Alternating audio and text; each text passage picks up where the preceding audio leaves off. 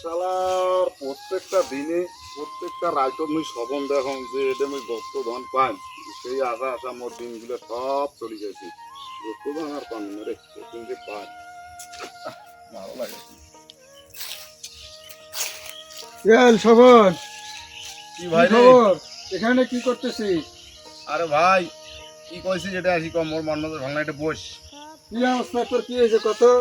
এটাই বোঝায় মুই তো খুলি বসুন কি হয়েছে ক? ভাই বিশ্বাস করবে না করিস হ্যাঁ।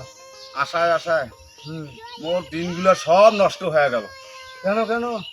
এই এটা কোনা প্রত্যেক রাইতে মুই স্বপন দেখুন হ্যাঁ। এটা কোনা মুই ইয়ে পাই গুপ্তধন পাই আচ্ছা আচ্ছা। সেই গুপ্তধনে আশা আশা মোর দিনগুলো সব নষ্ট হয়ে যাচ্ছে গুপ্তধন আর পাঁচ না রে ভাই কি হইবে কতবেলা হুম।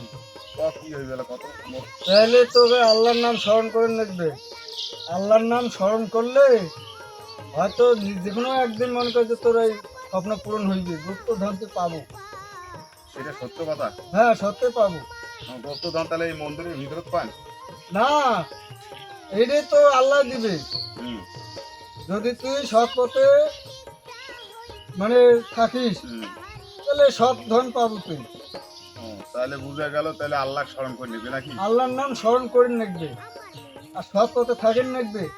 আচ্ছা আচ্ছা আচ্ছা ঠিক আছে ভাই অন্য কোনো কল্পনা করা যাবে না। আচ্ছা ঠিক আছে ভাই তা ঠিক আছে মুই সৎ পথে থাকে মুই তো ধন পাম নাকি হ্যাঁ পাবো। তা ঠিক আছে মোর জন্য দোয়া করে দিতে ভাই আর দোয়া কর্ম অবশ্যই।